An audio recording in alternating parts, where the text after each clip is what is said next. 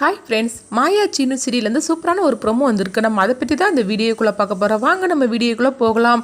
ஜானகியை காப்பாற்றிடணும் அப்படின்னு சொல்லிக்கிட்டு மாயா வந்து 10 லட்ச ரூபா பணத்தை வந்து ரெடி பண்ணி கொண்டுட்டு வராங்க. அப்போ தான் தெரியுது அதில் இருக்கிறது பணம் கிடையாது, எல்லாமே பேப்பராக இருக்குது அப்படின்னு சொல்லிட்டு இதை பார்த்ததுமே எல்லாருமே அதிர்ச்சி அடைகிறாங்க. அப்போ லாயர் சொல்கிறாங்க, கடைசியில் இப்போ நம்ம 5 நிமிஷம் தான் இருக்குது, 5 நிமிஷத்துக்குள்ளே நம்ம வந்து 10 லட்ச ரூபா பணத்தை கட்டலைன்னா அதுக்கப்புறமா நம்ம ஜானகி அம்மாவை காப்பாற்ற முடியாது, ஒன்றுமே பண்ண முடியாது அப்படிங்கிறாங்க. இதனால எல்லாருமே பதட்டமாக இருக்கும்போது கரெக்டாக பார்த்தோம்னா ஒரு கார் வந்து இவங்க முன்னாடி வந்து நிற்கவும் அதுலேருந்து ரகுராம் வந்து இறங்குறாங்க. ரகுராம் பார்த்ததுமே எல்லாருமே அதிர்ச்சி அடைகிறாங்க. இப்போ சிவா வந்து ஓடி வந்து ரகுராம் கிட்ட சொல்கிறாங்க, அண்ணா கடைசியில் நம்ம அண்ணியை காப்பாற்ற முடியாமல் போச்சுதுன்னா மாயா வந்து பணம் கொண்டுட்டு வந்தா, ஆனால் இப்போ பார்த்தோம்னா அதில் பணம் இல்லை, எல்லாமே வந்து பேப்பராக தான் இருக்குது, என்ன பண்ணுறதுன்னு தெரியல.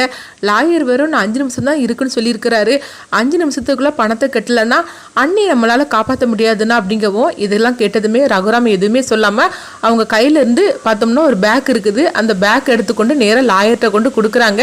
இதில் 10 லட்ச ரூபா பணம் இருக்குது, இந்த பணத்தை கொண்டு நீங்கள் கோர்ட்டில் கட்டிட்டு நீங்கள் ஜானகியை வந்து கூட்டிகிட்டு வாங்க அப்படிங்கிறாங்க. அப்போ பணத்தை வாங்கிட்டு அவர் சொல்கிறாரு, நான் எல்லா ஃபார்மாலிட்டியும் நான் முடிச்சுட்டு வரேன் அப்படின்னு சொல்லவும் இப்போ ரகுராமும் நீங்கள் எல்லா ஃபார்மாலிட்டியும் முடிச்சுட்டு வாங்க, நான் அதுக்காக வெயிட் பண்ணுறேன் அப்படின்னு சொல்லவும் இதை பார்த்ததுமே எல்லாருமே அளவு கடந்து சந்தோஷத்தோடு இருக்கிறாங்க. அப்போ சிவாவும் மணியும் வந்து ரகுராம் பக்கத்தில் வராங்க. அப்போ சிவா சொல்கிறாங்க, அண்ணா நான் இதை கொஞ்சம் கூட எதிர்பார்க்கவே இல்லை, சொல்ல பொண்ணைக்கு வீட்டில் வச்சு அண்ணியை எப்படியாவது அழைச்சிட்டு வரணும், 10 லட்ச ரூபா பணம் கொடுங்கன்னு சொல்லி கேட்கும்போது நீங்கள் தரமாட்டேன்னு சொன்னீங்க, அதனால நான் எவ்வளவு கஷ்டப்பட்டேன் தெரியுமா, சொல்ல பொண்ணைக்கு பணத்துக்காக நாங்கள் ரொம்ப ரொம்ப கஷ்டப்பட்டோம்.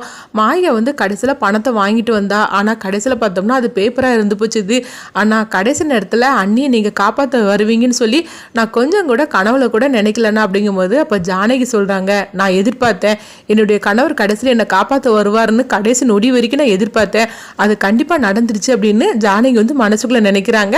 அப்போ வந்து சிவா சொல்கிறாங்க, அண்ணா நான் ரொம்ப ரொம்ப சந்தோஷமாக இருக்கிறேன்னா அப்படின்னு சொல்லிட்டு ரகுராம் கையை பிடிச்சி சொல்லிட்டு இருக்கும்போது அப்போ ரகுராம் வந்து ஜானகியை பார்க்கவும் அப்போ மாயா வராங்க. பெரியப்பா நீங்கள் பெரியம்மா மேலே எவ்வளோ உயிராக இருக்கிறீங்கன்னு எனக்கு தெரியும், ஆனால் வந்து இடையில என்னெல்லாமோ நடந்து போச்சுது, அது எல்லாமே ஒரு திருஷ்டி கணக்காக ஆகி போச்சுது அப்படிங்கும்போது மாயா அண்ணி என்கிட்ட பேசாதானே அப்படின்னு வந்து ரகுராம் வந்து மாயா மேலே கோபமாக தான் இருக்கிறாங்க. அப்போ வந்து ஜானகி வந்து அவங்க ரகுராமே பார்த்துட்டு இருக்கும்போது அப்போ பார்க்கும்போது மாயாவுக்கு வந்து கதிர் ஃபோன் பண்ணுறாங்க, அங்கே என்னாச்சுது பணத்துக்கெல்லாம் ஏற்பாடு பண்ணிட்டியா, அத்தையை அழைச்சிட்டு வந்துட்டியா என்னாச்சு அப்படிங்கவும் அப்போ மாயா வந்து கதிர்கிட்ட சொல்கிறாங்க, நாங்கள் இங்கே நினைக்காதெல்லாம் ஒன்று நடந்திருக்கு அப்படிங்கும்போது என்ன ஆச்சு அப்படின்னு சொல்லி வந்து அவங்க கேட்கும்போது நீ ஒன்றும் பதட்டம் அடையாத, சந்தோஷமான விஷயம்தான் அப்படின்னு சொல்லிட்டு அவங்க அங்கே நடந்த கதையெல்லாம் சொல்கிறாங்க. இதை கேட்டுட்டு கதிரும் ரொம்பவே சந்தோஷப்பட்டு இருக்கிறாங்க. அடுத்து பார்த்தோம்னா லாயர் வந்து சொல்கிறாங்க, ஃபார்மாலிட்டிலாம் முடிஞ்சாச்சுது, நீங்கள் வந்து ஜானகி அம்மாவை அழைச்சிட்டு போகலாம் வீட்டுக்கு அப்படின்னு சொல்லவும் உடனே வந்து ஜானகி வந்து ரகுராம் பார்க்கும்போது ரகுராம் வந்து காரில் ஏறி உட்காருதாங்க. அப்போ மாயா சொல்கிறாங்க, பெரியம்மா நீங்களும் பெரியப்பா கூட கார்லேயே போங்க அப்படிங்கவும் அப்போ வந்து ரகுராம் வந்து வெயிட் பண்ணிட்டு இருக்கிறாங்க. உடனே வந்து பார்த்தோம்னா ஜானகி வந்து போகிறாங்க, மாயா நீயும் வா அப்படிங்கும்போது இல்லை பெரியம்மா நீங்கள் மட்டும் போங்க அப்படின்னு சொல்லவும் மாயா சொல்லவும் ஜானகி வந்து நேராக பார்த்தோம்னா காரில் வந்து ஏறி உட்காருதாங்க.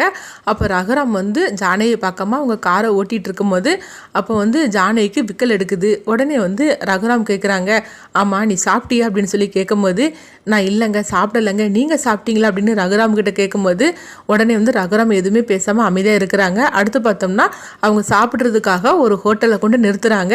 அப்போ சாப்பிடவா அப்படின்னு சொல்லிட்டு ஜானகி அழைச்சிட்டு போகவும் ஜானகி வந்து ரொம்பவே சந்தோஷப்பட ஆரம்பிச்சிருந்தாங்க. அடுத்து பார்த்தோம்னா அவங்க சாப்பாடெல்லாம் வந்து புக் பண்ணுறாங்க. சாப்பாடெல்லாம் வரவும் உடனே பார்த்தோம்னா ஜானகி வந்து தன்னுடைய கையாலேயே ரகுராமுக்கு வந்து அவங்க பரிமாறுறாங்க. இதெல்லாம் பார்த்துட்டு ஜானகி ரொம்பவே சந்தோஷப்பட ஆரம்பிச்சிருந்தாங்க. ரகுராம் சாப்பிடுவாங்களா மாட்டாங்களான்னு சொல்லிக்கிட்டு ஜானகி எதிர்பார்த்துட்டு இருக்கும்போது ரகுராம் வந்து சாப்பிட ஆரம்பிச்சிருந்தாங்க. ஜானகி வந்து ரொம்பவே சந்தோஷப்பட்டுட்டு ரகுராம் கிட்ட பேசுறதுக்காக வராங்க. ரகுராம் வந்து ஜானகி கிட்ட அடுத்ததான் வந்து எப்பவும் போல அவங்க கலகலப்பாக பேச ஆரம்பிப்பாங்களா, அடுத்ததான் அந்த கதை என்ன மாதிரி கொண்டுட்டு போகிறாங்கன்னு சொல்லி நம்மளும் வெயிட் பண்ணி பார்க்கலாம்.